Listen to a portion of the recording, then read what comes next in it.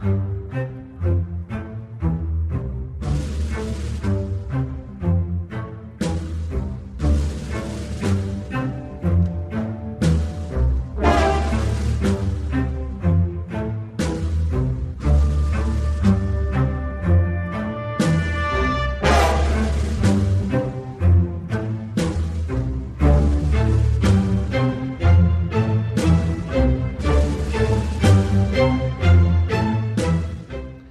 everyone, I'm Daniel, and this is Jurassic Corner. So about a year and a half after putting in my pre-order for this piece, it's finally arrived. The 1/6 scale Jurassic Park Dilophosaurus by Prime 1 Studio. After a 2-month shipping journey, it's officially arrived and on the review table. And being one of my favorite dinosaurs of the entire series, I'm really excited to go into detail on how well Prime 1 Studio was able to produce a scaled version of the screen-used animatronics. To make sure this review isn't one big mess, I'm going to stick to the same formula and start things off with the unboxing process. The piece comes in one decent-sized box weighing about 38 pounds. The standard brown shipper has some details such as the edition number and item code. Mine also came with a really neat gash across the side. Luckily, these things have styrofoam layers and there was no damage to the beautiful box art. The art box, like some of the others, has a beauty shot of the statue in a Photoshop jungle environment. It's also labeled as a bonus version as I ordered this piece directly from Prime 1's website. The side of the box has a few more photos along with the team of artists that worked on this piece.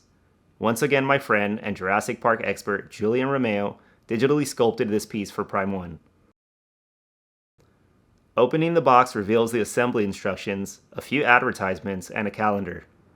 While you can usually figure out assembly by yourself, it's nice to be able to reference the instructions to make sure everything is present and placed properly. The styrofoam clamshell houses all the pieces, each in their own cutout. The box is very unbalanced weight-wise, and the statue's base makes up majority of the total weight. I feel like I say this every time, but Prime 1 has been absolutely killing it on these bases for the Jurassic line. The bottom of the base shows my unique edition number of 18 of 300. Also included as part of the base is a weathered East Dock sign. While it looks incredibly accurate, it sadly doesn't spin. There's also a wet log, some shrubs and bushes to decorate and fill in the base. The body of the Dilophosaurus is cast in polystone and has a decent weight to it. A first for a Prime 1 Jurassic piece, the head of this dinosaur attaches separately, but makes sense as the seams can be easily hidden by the frill. So now that we've looked at unboxing, let's take a look at putting this piece together following the assembly instructions. The body of the Dilophosaurus keys into the base with a peg on the right foot and is very stable once attached. The East Dock sign slots into a concrete pillar on the left side of the base. The wet log is magnetized and tucks just beneath the artificial bush. The artificial foliage slot into 3 holes hidden toward the back of the statue. These plants are flexible, so can be posed or interchanged as liked. I'm glad they included these, as it definitely gives the base a better background and fuller look. One piece I almost forgot was the small wooden branch. This is the smallest piece of the statue and can easily be overlooked if not careful. The final piece is the head of the spitter. This piece is magnetized and super lightweight, ensuring the magnet located behind it has no problem securing it in place.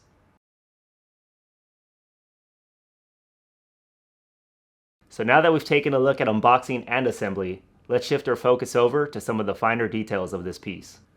All of these pieces utilize the same museum sub-base and dinosaur nameplate. I love the consistency this gives to the entire line and hope it's something Prime 1 plans to continue on future releases.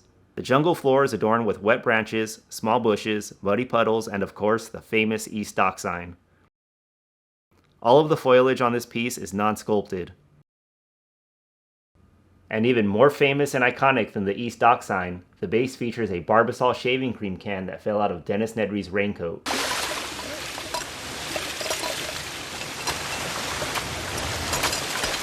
The water is cast in translucent resin, which allows light to shine through nicely while still having a muddied water effect. The back of the statue is pretty flush with the base, allowing it to be easily displayed and sit close against a wall. So before I go over paint and sculpt, let's take a quick look at the bonus item that came bundled with this piece.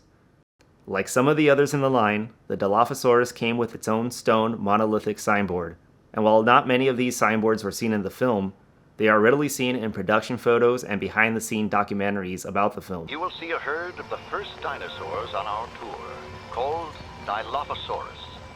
So I find them a really nice addition to display next to the line.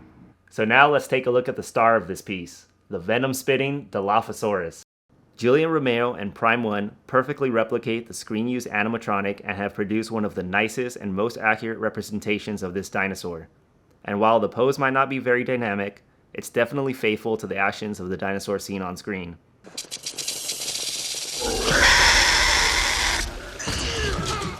This piece is highly detailed from tail to teeth, leaving me very impressed with all aspects of the sculpt.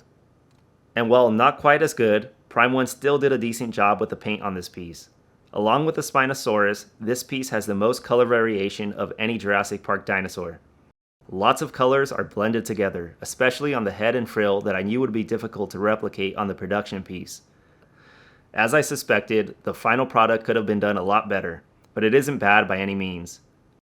The frill, for instance, while nowhere near the quality of the animatronic, is still miles better than anything Mattel or Ion Studios has produced, so I can definitely live with it. The body pattern and detail is done okay, with the pattern looking a little lazy and repetitive once it reaches the tail. Overall, I'd rate the paint job about a 7 out of 10, which is more than acceptable. One other small negative to note is that there is a visible seam where the neck and head attach, and while it's easy to see from behind the statue, it won't be an issue unless you place it on a walk-around display.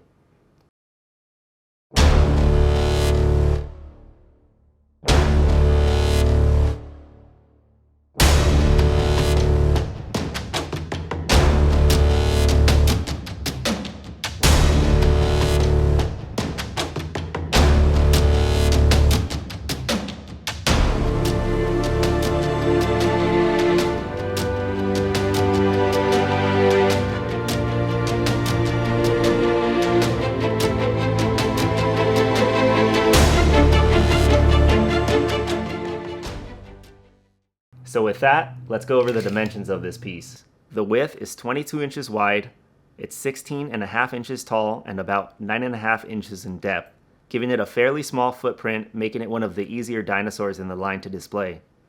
I purchased this piece directly through Prime One for $749.99 and paid about $46 for economy shipping. There are only 300 of these pieces that were produced, and as of the making of this video, it's still available to purchase on Prime One's website. Overall, I'm really happy with this piece and excited to finally add it to the collection. This is now my 8th Jurassic Park Prime One piece, and probably my last, as I may be canceling the Attack Velociraptor due out later this year. So now I want to know what you guys think about this piece. Where does it rank among some of the other statues I've reviewed? Is this something you'll pick up? Also, let me know whether I should keep my pre-order on the Attack Velociraptor. It shares an identical base to the one I already have, and I have no idea where I'd fit it in the display room. If you haven't already, check out my room tour video to see how all these pieces are displayed in my small apartment space. So guys, I'd really appreciate it if you like this video and subscribe to the channel. And if you haven't already, follow me on Instagram at Jurassic Corner for daily Jurassic content. With that said, thanks for watching.